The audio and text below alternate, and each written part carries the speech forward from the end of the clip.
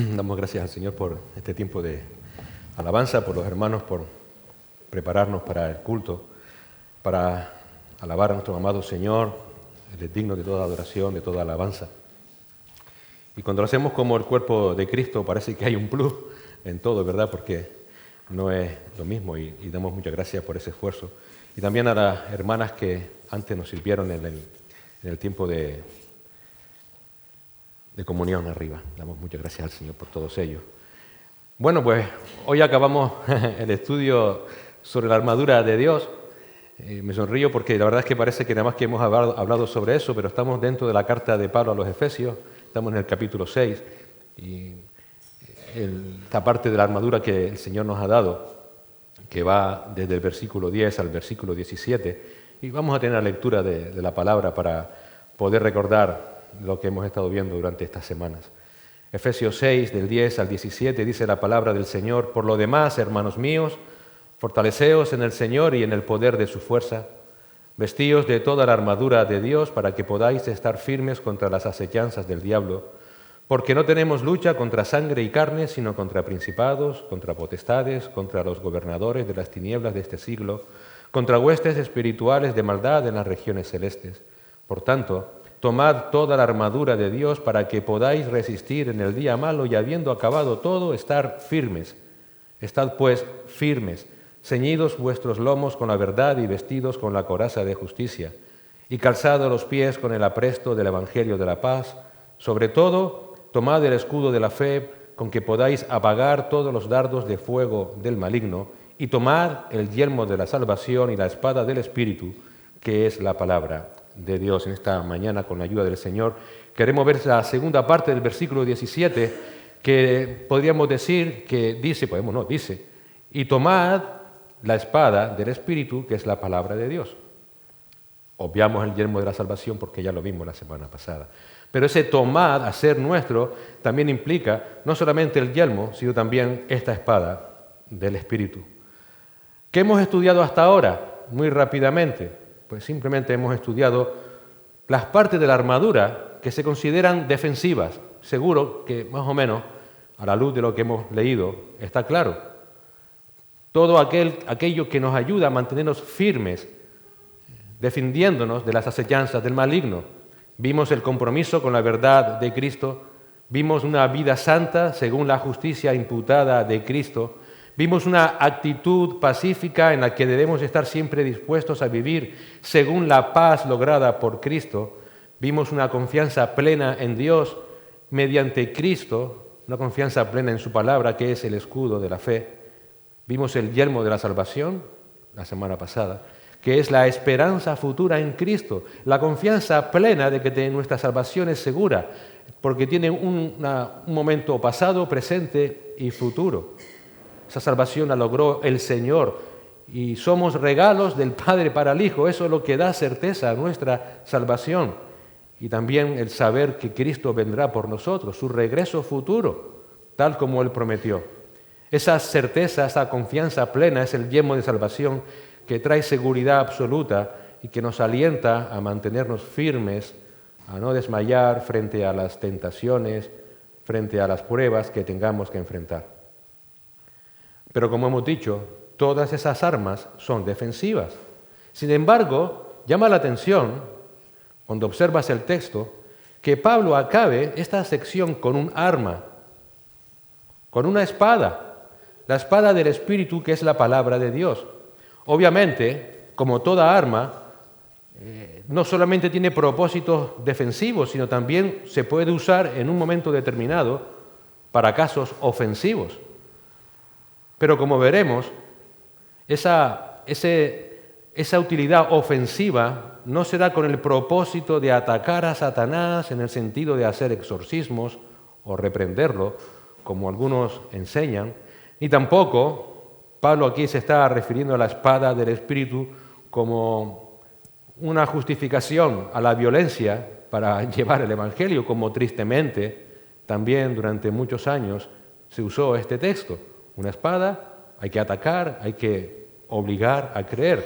En ninguno de estos dos sentidos, Pablo se refiere aquí a la espada en ese sentido, sino que va a hablar en un sentido ofensivo de rescatar almas de las garras del enemigo. Entonces, Pablo va a acabar esta sección con un arma que tiene propósitos defensivos y propósitos ofensivos, como veremos. Vamos a orar y vamos a verlo. Señor y Padre, gracias te damos por esta oportunidad que nos da, Señor, de abrir tu palabra una vez más. Ahora te suplicamos que tu Espíritu Santo nos dé la sabiduría divina, Señor, para poder entenderla, porque sabemos que sin su ayuda, Él es el Maestro perfecto, no podríamos entenderla.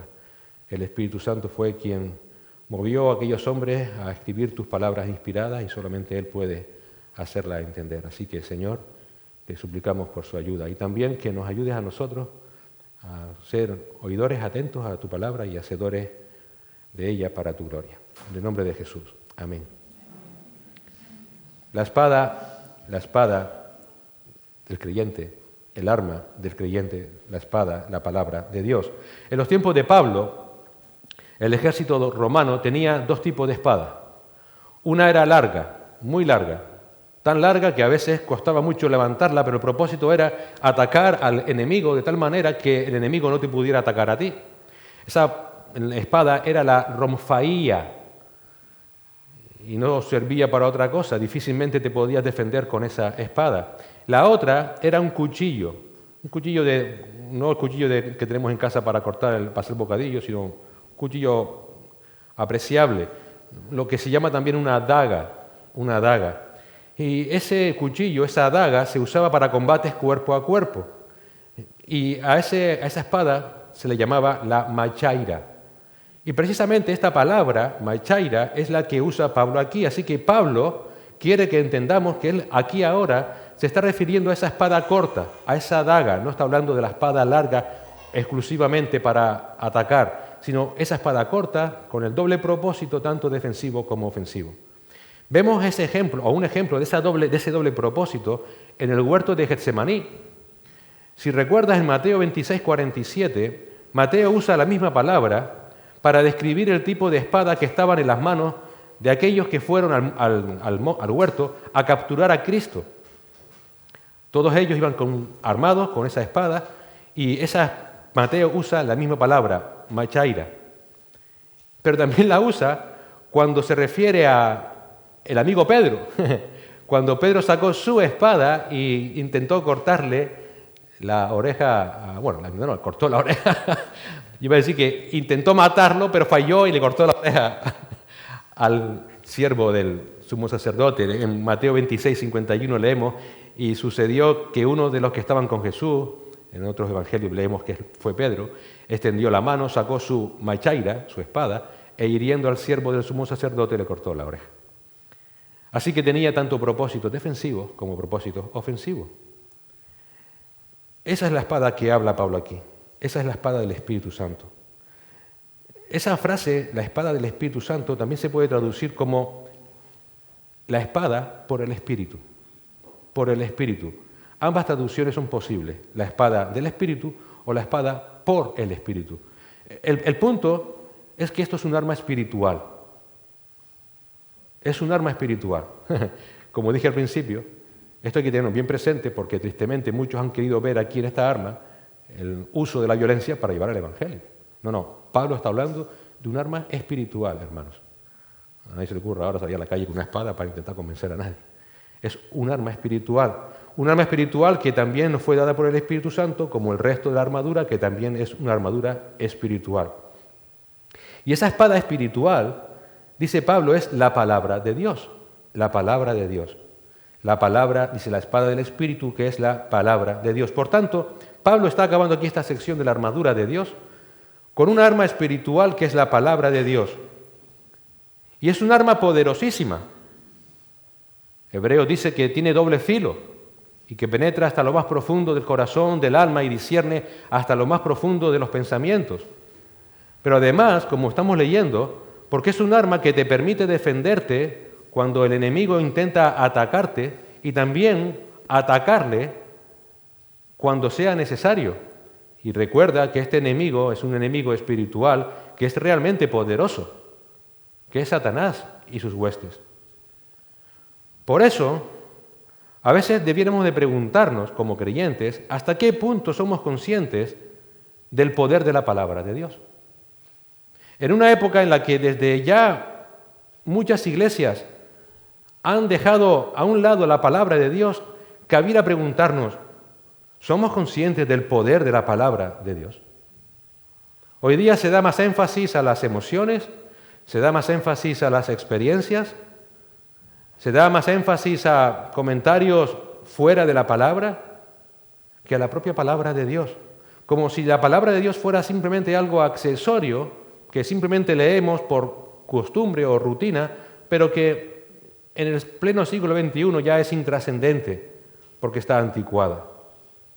Muchos creyentes están perdiendo la batalla espiritual precisamente por no estar usando y no dar prioridad en sus vidas a la palabra de Dios.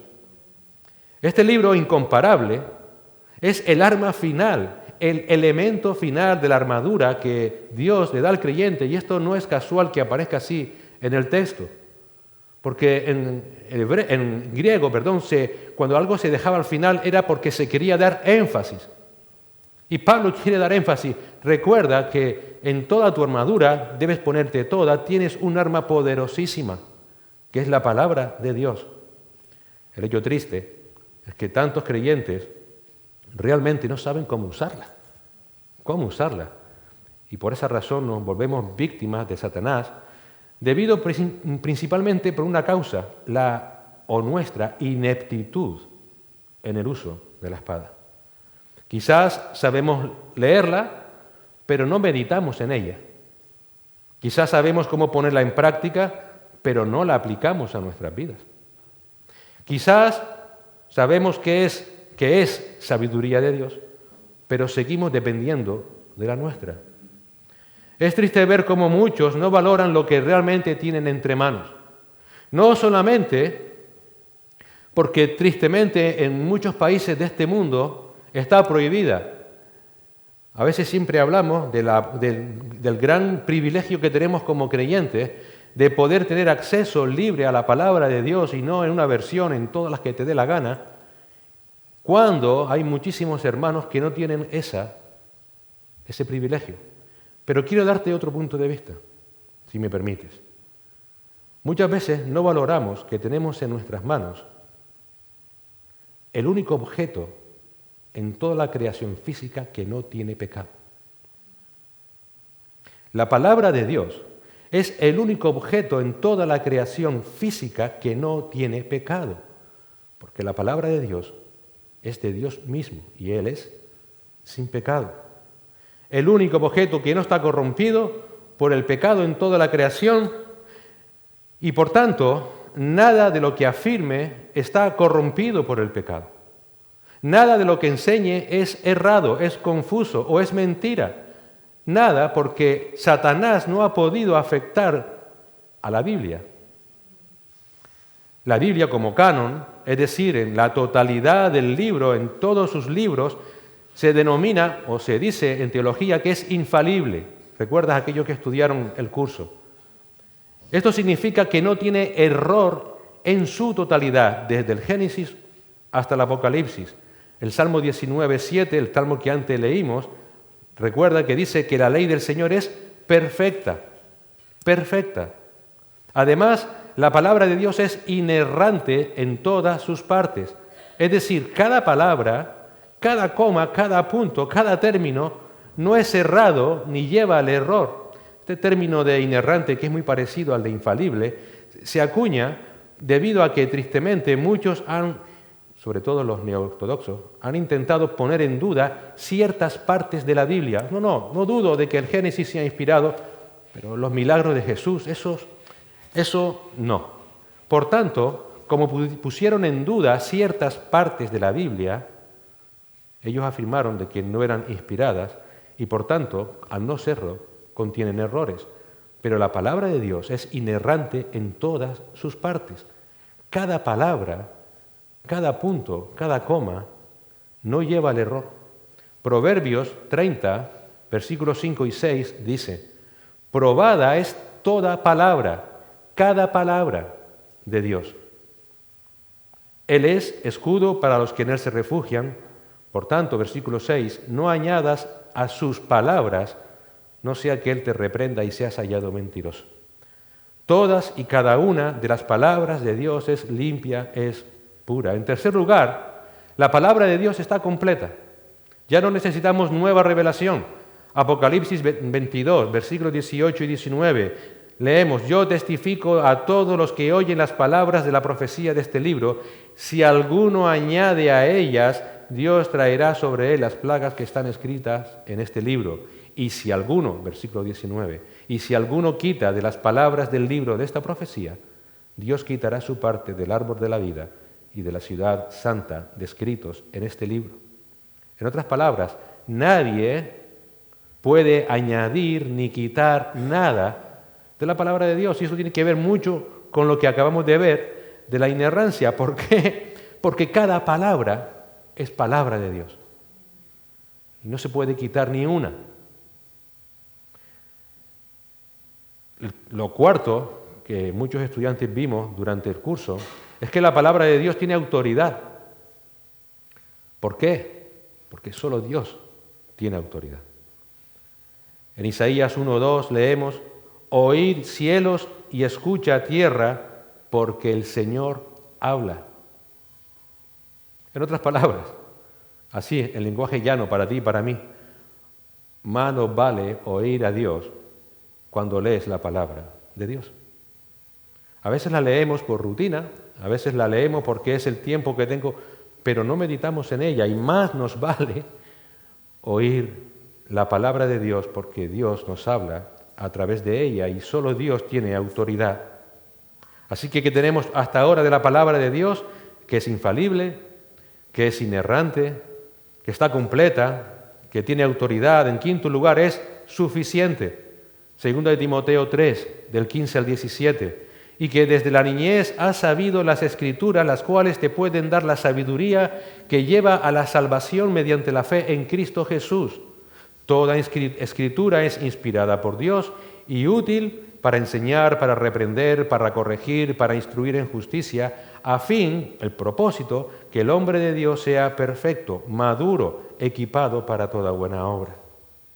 En otras palabras, la palabra de Dios es suficiente para salvar, es suficiente para santificar. Es suficiente para que seas maduro, es suficiente para que estés perfectamente capacitado y equipado para que vivas como Cristo, para que vivas imitando a Cristo, que es lo que Dios quiere de ti. No se necesita más. No se necesita más para vivir como hijos de Dios. En sexto lugar, leemos que es eficaz. La palabra de Dios es eficaz. Isaías 55:11. Así será mi palabra que sale de mi boca. No volverá a mí vacía sin haber realizado lo que deseo y logrado el propósito para el cual la envié. Pablo dice en Romanos 1:16 que la Biblia es el poder de Dios para salvación. Dios, cuando habla a través de su palabra, Dios obra, hermanos.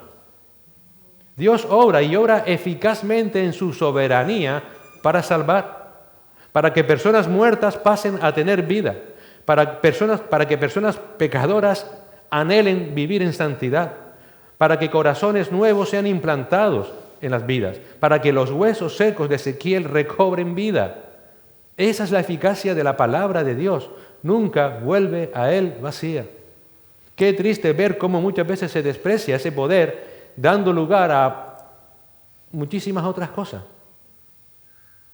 En séptimo lugar, la palabra de Dios, por ser la palabra de Dios, su origen es divino.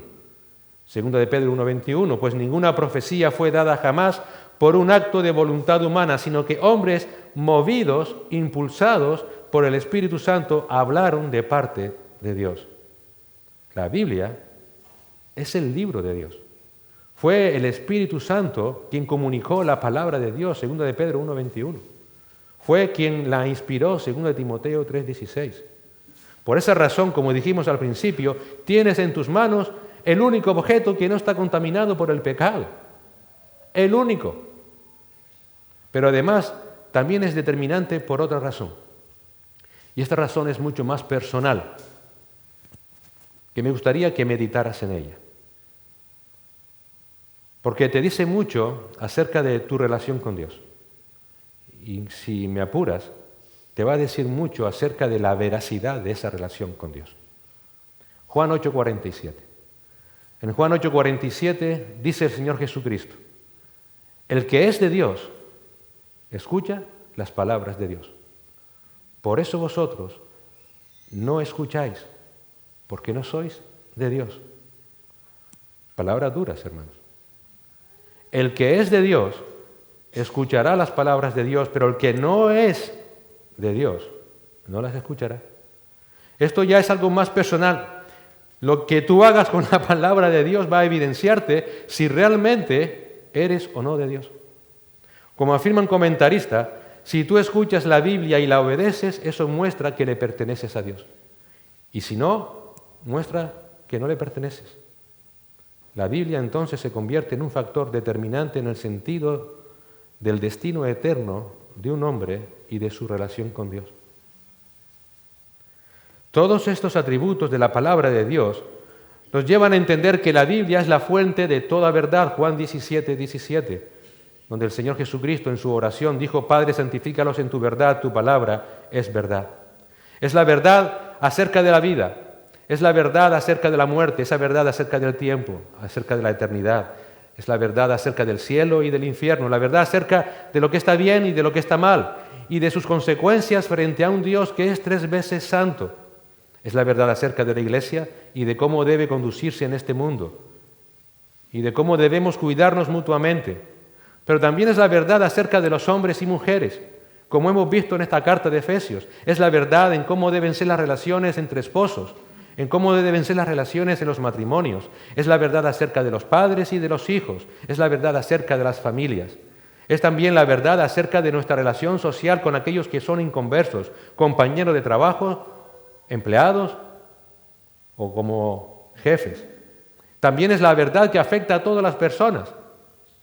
Seas mayor, seas joven o seas un niño. Por eso siempre desde nuestra iglesia animamos a que estén todos aquí, escuchando la palabra de Dios. Es la verdad acerca de la sociedad. Es la verdad acerca de todo lo que estamos viendo, de este desvarío generalizado, globalizado en el que estamos viviendo, donde la palabra de Dios en Romanos 1 ya nos dice que iba a suceder y cómo va a suceder. En definitiva, en la palabra de Dios o la palabra de Dios es la verdad acerca de toda relación entre Dios y el hombre. Porque el hombre, por mucho que quiera, aunque sea necio en su corazón y diga que no hay Dios, el hombre tiene relación con Dios, pero no una relación salvífica necesariamente, porque Dios es su creador. Y aunque el hombre niegue que haya Dios, tiene una relación con Dios, porque Dios es su creador. Y en el futuro, o será su salvador, o será su juez. Y además, esos atributos también nos ayudan a entender que en la palabra de Dios es donde realmente encontramos gozo. En un mundo donde realmente encontramos solamente tristeza, es en la palabra de Dios. A mí me entristece ver cómo aún muchos hermanos buscan o quieren el gozo en las cosas del mundo. El mundo nunca te podrá dar gozo. Solamente una relación con Cristo a través de su palabra es lo que trae gozo. Y trae gozo por una razón fundamental, porque nunca serás engañado, nunca te vas a sentir frustrado, nunca te estarás desalentado, nunca estarás desanimado. Es en la palabra de Dios donde vas a encontrar esperanza para tu vida, aliento, ánimo. Proverbios 8:34 dice: bienaventurado, gozoso, alegre el hombre que me escucha, dice el Señor, velando a mis puertas día a día, aguardando en los postes de mi entrada. El mismo Señor Jesucristo dijo en Lucas 11:28, al contrario, dichosos, gozosos, alegres los que oyen la palabra de Dios y la guardan. Pablo a los romanos, en Romanos 15:4 les escribe: porque todo lo que fue escrito en tiempos pasados para nuestra enseñanza se escribió, a fin de que por medio de la paciencia y del consuelo de las Escrituras tengamos esperanza. Además, todos estos atributos que hemos visto nos ayudan a entender que la Biblia es la guía perfecta que necesitamos para poder vivir. Todo el mundo buscando cómo vivir y tenemos delante el cómo hacerlo. El Salmo 119, 105, tan conocido. Lámpara es a mis pies tu palabra y luz para mi camino.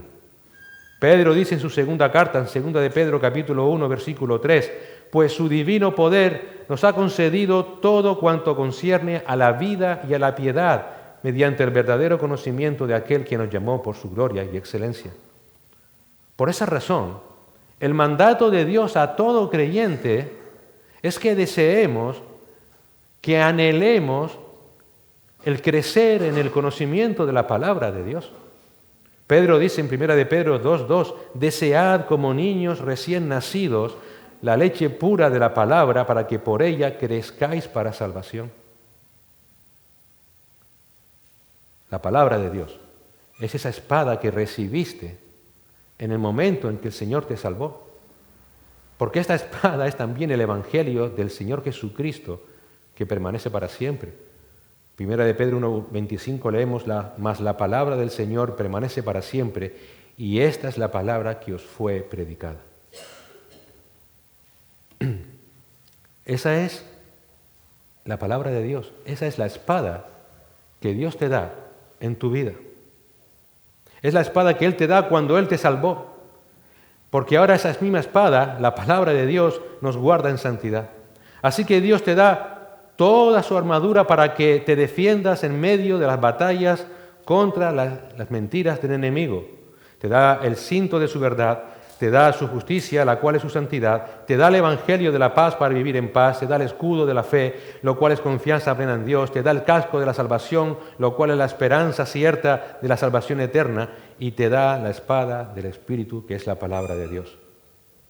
Toda esta armadura te tiene que servir, te va a servir para que te mantengas firme frente a las mentiras de Satanás.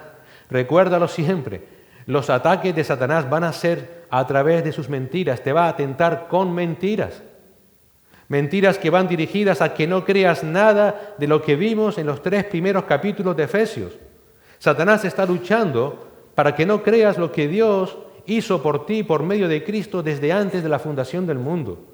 Satanás lucha para que no creas que tu salvación pasada, presente y futura es verdad y es segura.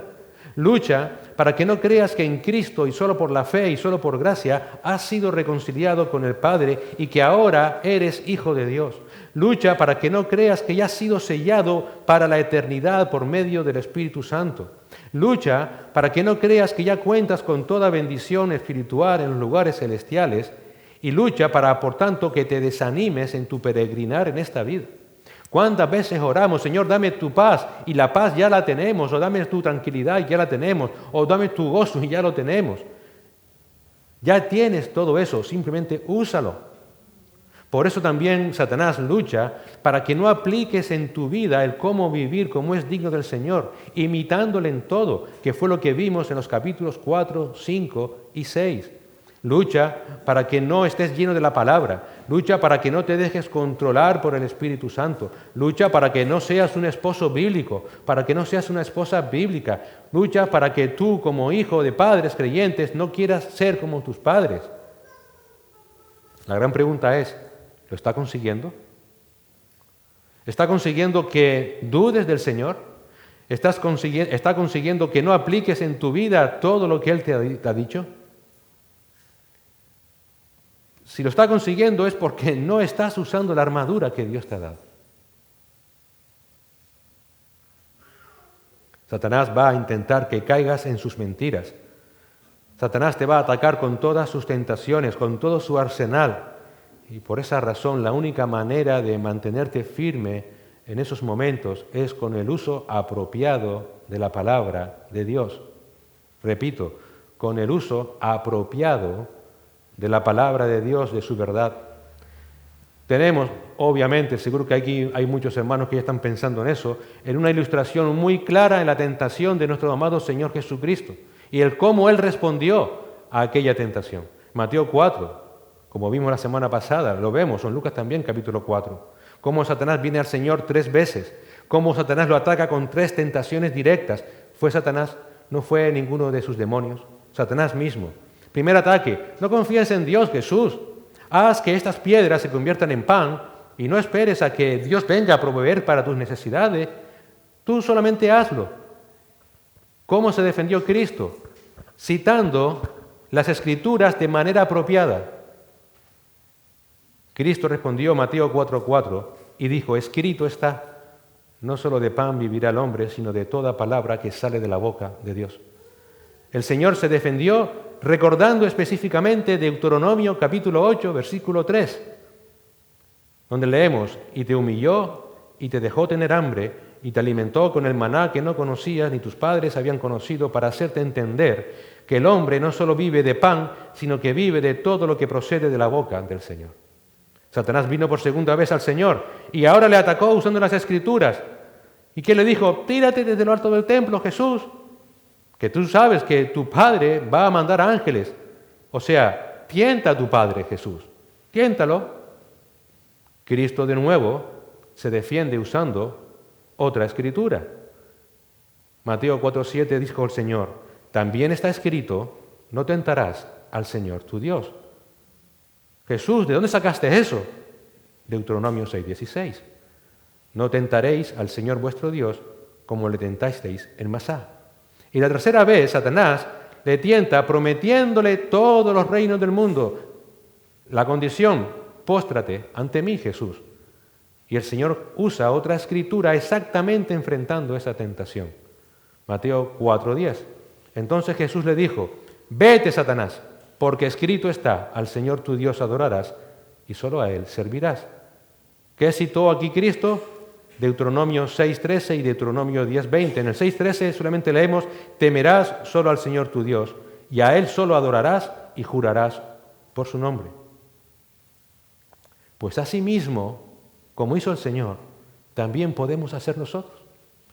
La gran pregunta es, ¿lo hacemos? Nosotros también tenemos la misma escritura, hermanos. No tenemos una escritura diferente. La palabra de Dios no pasa. Podemos defendernos de los ataques de Satanás tal cual hizo nuestro amado Señor Jesucristo.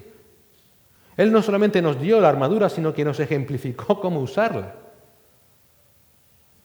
Cómo Cristo usó específicamente cada palabra. Esa es la mejor defensa que tenemos. Esa es la defensa de la palabra de Dios. Así nos podemos defender, usando exactamente, propiciamente la palabra de Dios, trazándola con precisión, como dijo Pablo a Timoteo. Pero también tiene un aspecto ofensivo, como dijimos al principio. La espada también tiene ese propósito, no solamente que nos defendamos frente a las mentiras de Satanás, sino que también usarla para que Dios siga salvando a través de nosotros. Cada vez que llevamos el Evangelio a un alma que no es salva, ¿sabe lo que estás haciendo? Estás entrando en terreno enemigo. Estás entrando en terreno enemigo con la espada del Espíritu, que es poderosa para salvar, como dijimos antes, Romanos 1:16.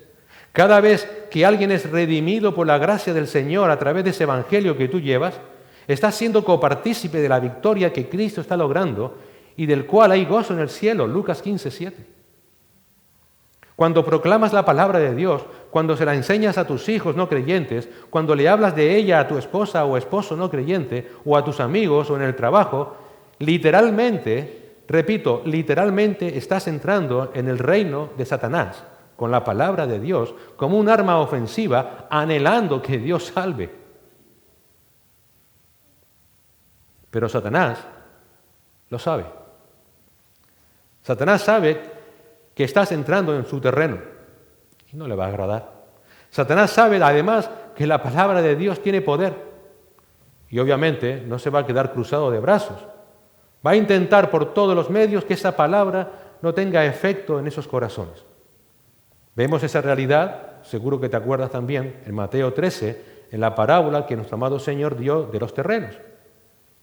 Allí el sembrador es el creyente que siembra la semilla que es la palabra de Dios. Y en el sentido de Efesios, ese sembrador, ese creyente está usando su espada para sembrarla. ¿Cuál es el resultado? Batalla espiritual. Batalla espiritual. Estás entrando en terreno enemigo. Y el Señor lo explica de la siguiente manera en el versículo 18 de Mateo 13 del 18 al 23. Ahí Cristo explica a sus discípulos el sentido de aquella parábola que él dijo. Dice el Señor: vosotros, los discípulos, pues escuchad la parábola del sembrador. A todo el que oye la palabra del reino y no la entiende, el maligno viene y arrebata lo que fue sembrado en su corazón. Este es aquel en quien se sembró la semilla junto al camino. Y aquel en quien se sembró la semilla en pedregales, este es el que oye la palabra y enseguida la recibe con gozo. Pero no tiene raíz profunda en sí mismo, sino que solo es temporal. Y cuando por causa de la palabra viene la aflicción o la persecución, enseguida tropieza y cae. Y aquel en quien se sembró la semilla entre espinos, este es el que oye la palabra, mas las preocupaciones del mundo y el engaño de las riquezas ahogan la palabra y se queda sin fruto. Pero aquel en quien sembró la semilla en tierra buena, este es el que oye la palabra y la entiende. Este sí da fruto y produce, uno a 100, otro a 60 y otro a 30. ¿Qué vemos aquí? Batalla espiritual.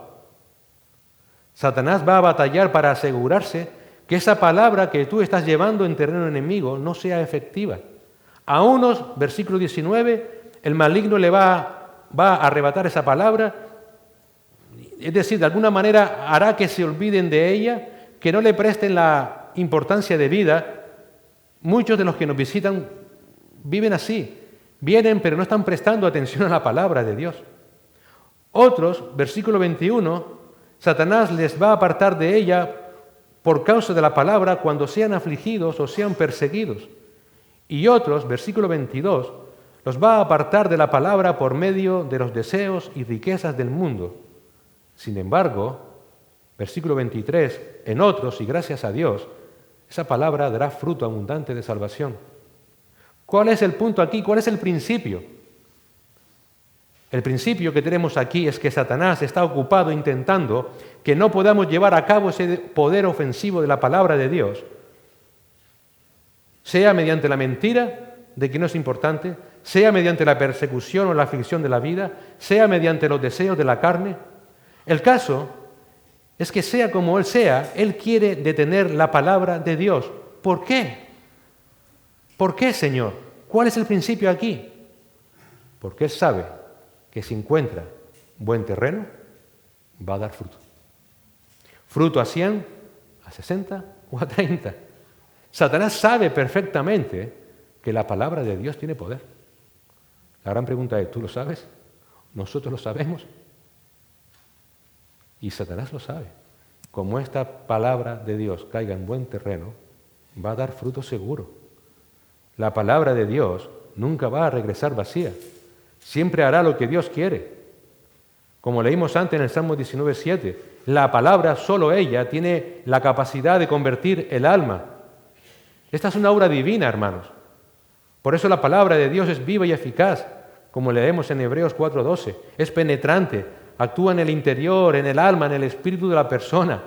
En otras palabras, ninguna otra cosa, ni buenas intenciones por tu parte, ni buenas obras por tu parte, ninguna otra palabra de hombres puede afectar a las personas como la palabra de Dios hace. Métete eso en la cabeza. Nada afecta a una persona tan profundamente como solo la palabra de Dios. Entonces, la palabra de Dios y su uso preciso es la espada del Espíritu, que es defensiva si sabemos cómo usarla para defendernos cuando somos atacados por las mentiras de Satanás, y es ofensiva si sabemos cómo usarla para que Dios la use salvando a otros del reino de Satanás. Ahora, ¿cómo sé yo que la estoy usando de manera precisa? ¿Cómo sé yo si la estoy usando eficazmente, tanto para defenderme como para atacar cuando evangelizo? Pues simplemente aprendiendo a aplicar los principios específicos de la palabra de Dios. Quizás acabas de decir, "Uf", o acabas de desconectar. No. Ahora lo explico. Aprendiendo a aplicar los principios específicos de la palabra de Dios a los puntos específicos de la tentación por la que estás pasando o la evangelización. Vamos de nuevo al texto de Efesios. Fíjate cómo Pablo lo explica. Recuerda el mandato. Tomad también la espada del Espíritu, que es la palabra de Dios. ¿Tú sabes cuál es la palabra griega para palabra en castellano? Logos. Bueno, el término palabra aparece unas 300 veces en el Nuevo Testamento. Y en su mayoría se traduce así, logos, efectivamente. Logos tiene el significado o el sentido principal a una referencia amplia, global, general de toda la palabra de Dios. Pero ¿sabes que aquí Pablo no utiliza la palabra logos? Aquí usa otra palabrita, rema. Rema, la espada del Espíritu es la rema de Dios, no el logos de Dios. Y rema significa una afirmación específica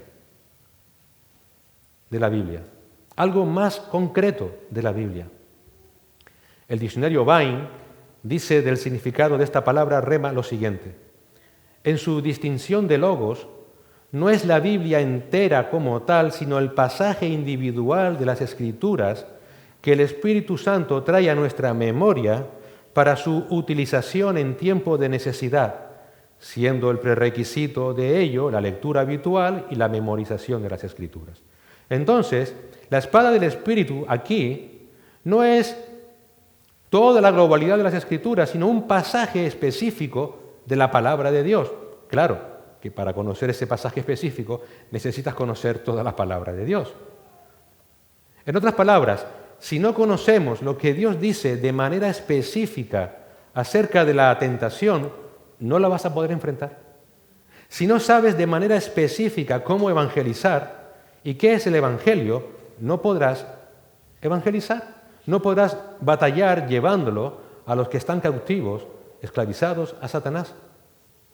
Pero para poder recordar esos pasajes específicos que te ayuden en cada situación, debes aprender la totalidad de la palabra de Dios. Por esa razón, de púlpito hacemos tanto énfasis en todo el consejo de Dios. Por esa razón la predicamos, la enseñamos expositivamente y consecutivamente.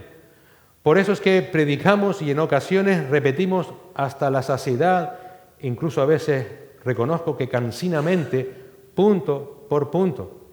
¿Por qué? Porque queremos que aprendan todo el consejo de Dios y los principios de cada texto, porque el principio es la afirmación específica que Dios quiere que tú sepas, que entiendas, y que el Espíritu Santo va a traer a tu memoria cuando estés enfrentando tu batalla espiritual. Fue lo que vimos en la tentación de Cristo. ¿Qué usó Cristo? Respondió con pasajes específicos de Deuteronomio. Y esos principios, si te fijas bien, se aplicaban perfectamente a su necesidad en cada tentación que Satanás le planteaba. Eso fue lo que ayudó a nuestro amado Señor a soportar la tentación.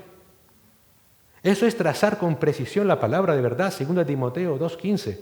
Procura con diligencia presentarte a Dios aprobado como obrero que no tiene de qué avergonzarse, que maneja con precisión la palabra de Dios. Si tú sales de aquí sin tener esos principios claros, ¿cómo vas a enfrentar tu lucha espiritual? La razón por la que cedemos a la tentación es porque simplemente no conocemos cómo la palabra de Dios enfrenta esas tentaciones. No sabemos orar la palabra de Dios, hermanos. No, tampoco me malinterpretes. Podemos orar libremente, pero orar conforme a la palabra de Dios.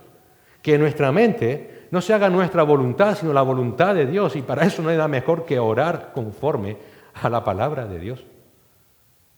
La razón por la que a veces no evangelizamos o no sabemos cómo evangelizar es porque no trazamos con precisión el Evangelio.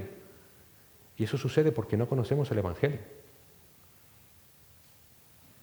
Muchas veces, tristemente, no estamos preparados para presentar razón de nuestra fe a tiempo y fuera de tiempo. No estamos preparados para dar respuesta a todo aquel que demande una razón de la esperanza que está en nosotros. A veces la batalla se pierde porque no conocemos la palabra de Dios como se debe. Por eso yo entiendo que muchas veces muchos dicen que ustedes nada más que hablan de la palabra, pero es que la palabra, sin la palabra estás perdido. Estás perdido. Y debido a que no la conocemos como debiéramos, No podemos defendernos a nosotros mismos, ni podemos usarla como un arma ofensiva de manera precisa. Hermanos, necesitamos conocer la palabra de Dios. Si no, vas a estar en desventaja frente al enemigo. No quiero alargar mucho la predicación, pero quiero darte 2 ejemplos muy rápidos para que te ubiques a lo que me refiero, de cómo no se conoce la palabra de Dios. 2 ejemplos muy rápidos de cómo no se conoce la palabra de Dios y, por tanto, cómo la aplicamos erróneamente en sus principios. No se me vayan a enfadar, no lo hago con ganas de... Yo soy muy bromista, pero esto es muy serio. ¿Cuántas veces no recuerdas Mateo 18:20, donde el Señor dice, porque donde están 2 o 3 reunidos en mi nombre, allí yo estoy en medio de ellos? ¿Cuántas veces no usas ese versículo cuando te refieres a que el número de creyentes no importa en un culto o en una reunión? Recuerdo una vez leer una ilustración al respecto de un evangelista que predicó sobre este versículo en una cárcel, y específicamente a un pobre hombre que estaba en la cárcel recluido en aislamiento. Y cuando el predicador acabó, el reo lloraba amargamente, diciendo, ¿entonces me estás diciendo que aquí Cristo no está conmigo? Pues siempre estoy solo, estoy en aislamiento. Cristo no está aquí conmigo. Esto se debió precisamente a que este buen hombre, con buen corazón, malinterpretó la palabra de Dios y sacó un principio que no está ahí. Hermanos, este versículo no está en el contexto de reuniones eclesiales, sino que está en un contexto muy distinto, la disciplina eclesial. La disciplina eclesial. Y aquí lo que nos dice el Señor, que como cuando llegue ese momento que es tan difícil, tan crucial, incluso para la vida de una persona, de un creyente o de la iglesia en su conjunto, Cristo promete estar en medio para poder ayudar en ese momento. Eso es a lo que se refiere. Porque la palabra de Dios en ningún momento afirma de que un solo creyente esté sin el Señor. Somos templo del Espíritu Santo. Entonces fíjate cómo quizás muchas veces con muy buena intención podemos malinterpretar las Escrituras y tener un principio que se desfoca del punto en el que estás viviendo y resulta que no sirve para nada. El otro ejemplo es Romanos 10:17. También seguro que lo conoces muy bien. Dice Romanos 10:17, así que la fe viene del oír y el oír por la palabra de Dios. Muchos creen que para poder evangelizar pueden usar cualquier parte de las Escrituras. Lo que les voy a contar no es una ilustración, es verdad. Un pastor se encuentra que en su iglesia había unos novios de padres creyentes, pero que ellos no lo eran. ¿Y sabes cómo les empieza a evangelizar? Con el cantar de los cantares. Dicen, hombre, el cantar de los cantares, hablan del matrimonio, bueno, voy a aprovecharlo para usar que son novios para llevarles a Cristo. Él afirmaba, ¿acaso no es la palabra de Dios? Pero eso es lo que Pablo está diciendo aquí, que la fe viene por oír cualquier parte de la palabra de Dios, incluso el cantar de los cantares. No está afirmando eso. No está diciendo eso. Pablo aquí no está afirmando que por leer cualquier versículo de la Biblia, no importa dónde se encuentre ese versículo, la fe podrá venir al oírlo. ¿Tú sabes cuál es la palabra que Pablo usa aquí para Romanos 10:17 cuando dice, y el oír por la palabra de Dios? ¿Qué palabra usa para palabra? Rema. Rema. Y lo de Dios, también, la palabra que traducimos Dios es Christos. Cristo. Entonces, ¿qué está diciendo aquí el apóstol Pablo? Que la fe no viene mediante generalidades, viene mediante afirmaciones específicas acerca de Cristo. Ese es el evangelio que salva. La gente no puede salvarse a menos que oiga que Cristo es Dios hecho hombre, a menos que escuche que Él vivió perfectamente, santamente, que murió en una cruz para el perdón de pecados y que resucitó al tercer día para su justificación. Esas son afirmaciones específicas que deben decirse a una persona a la cual estás llevando el evangelio. Si te olvidas de Cristo, y muchas veces nos olvidamos de Cristo, eso no sirve de nada. Si no conocemos las Escrituras, no podremos conocer esos principios específicos para cada situación que enfrentemos. Como dice un hermano, un comentarista, la tragedia de tragedias hoy en día en las iglesias es que alguien sea un cristiano por mucho tiempo y no sepa usar este recurso incomparable que Dios nos ha dado en su gracia. Es una tragedia que muchos escuden en que la palabra de Dios es complicada, cuando encima el Señor te ha dado al Espíritu Santo para poder capacitarte a entenderla. 1 de Juan 2:27. Es una tragedia porque de esa manera muchos están perdiendo la batalla espiritual. Pablo nos dice, esa es la espada de la palabra de Dios que ahora tienes. Úsala específicamente, correctamente, conócela plenamente, absolutamente, para que puedas aplicar los principios específicos cada vez que pases por un momento de prueba, de tentación, y para que puedas evangelizar, para que Dios en su gracia salve. Hermanos, debes conocer la palabra de Dios. Si no, estás en desventaja. Y mientras este consejo esté aquí, y creo que hago extensivo esta situación tanto a Javi como a nuestro hermano Luis, es para ser la dinámica de esta iglesia. Palabra, palabra y palabra. Leía acerca de un predicador, H.P. Barker. Él un día se describió a sí mismo mirando por una ventana y viendo un jardín lleno de plantas y de flores. Y él dijo, vi 3 cosas en el jardín. En primer lugar, vi una mariposa. La mariposa era hermosa e iba de flor en flor. Y de ahí a otra flor y a otra flor. Se quedaba en cada flor por unos segundos y luego iba a la otra. Y tocaba tantas flores como podía, pero no sacó ningún beneficio en absoluto de esto. Después me quedé viendo por un poco más de tiempo por mi ventana y salió un hombre que estudiaba botánica. Y este hombre tenía un cuaderno bajo su brazo y una lupa muy grande, y este hombre se inclinaba y veía cierta flor y observaba durante mucho tiempo. Y después tomaba notas en su cuaderno. Y así estuvo durante horas, escribiendo notas. Cerró el cuaderno, lo metió bajo su brazo, guardó su lupa en su bolsillo y se fue. Y después la tercera cosa que vi fue una abeja. Tan solo una pequeñita abeja. Pero la abeja llegaba a una flor y aspiraba a las profundidades de la flor y extraía todo el polen que podía llevar hasta que ya no podía más. Llegaba vacía y se iba llena. Y Barker siguió diciendo, así es como la gente trata la Biblia. Existen aquellos que simplemente vuelan de un sermón hermoso a otro sermón hermoso, de clase a clase, de estudio bíblico a estudio bíblico, cayendo aquí, cayendo allá, yendo a una iglesia, yendo a otra, a una denominación, a otra, sin traer nada, no obteniendo nada. Qué sentimiento tan agradable, pero vacío. Después están los que son como estudiantes de botánica espirituales. Están todo el tiempo tomando muchas notas, que están tratando de asegurarse que toda su ortografía sea correcta, pero luego cierran el libro, lo meten bajo su brazo y no aplican nada de lo que han escrito. La Biblia para ellos es meramente un ejercicio académico. Y después están las abejas espirituales, pequeñitas, a veces insignificantes.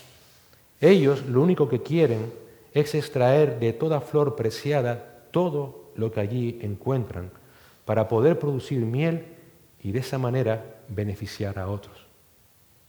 ¿Tú cuál eres? ¿Tú cuál eres?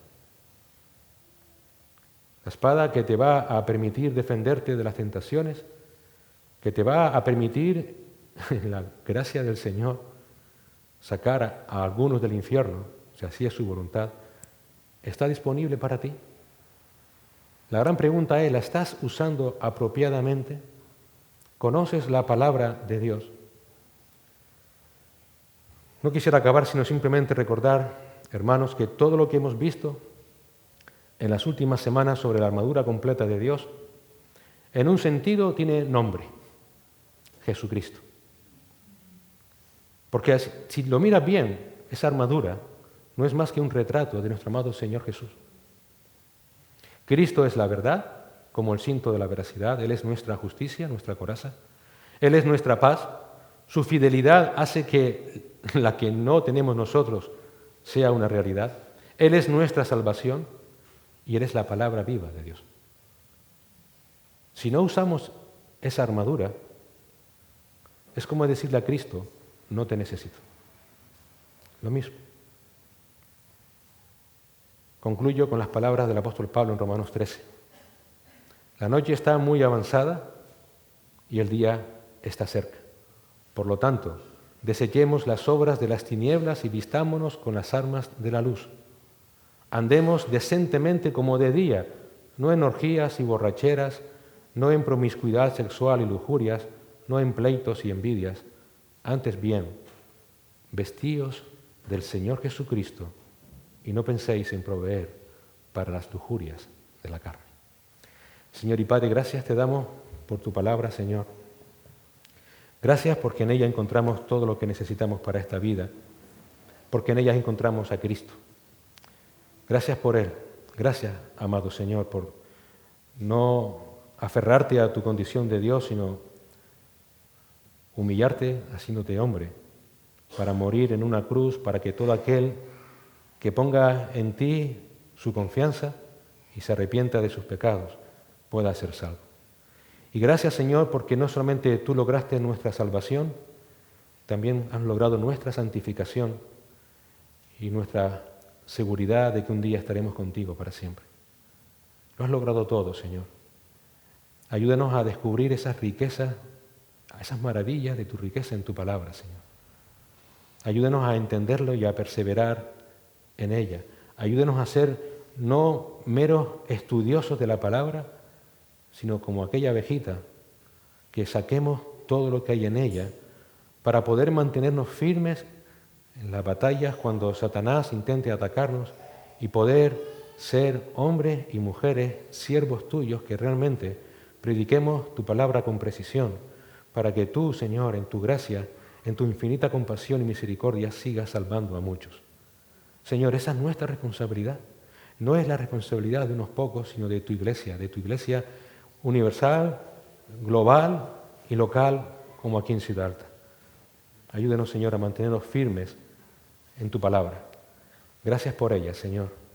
Ayúdenos a reflexionar si realmente estamos usando la espada de tu palabra. En Cristo Jesús. Amén.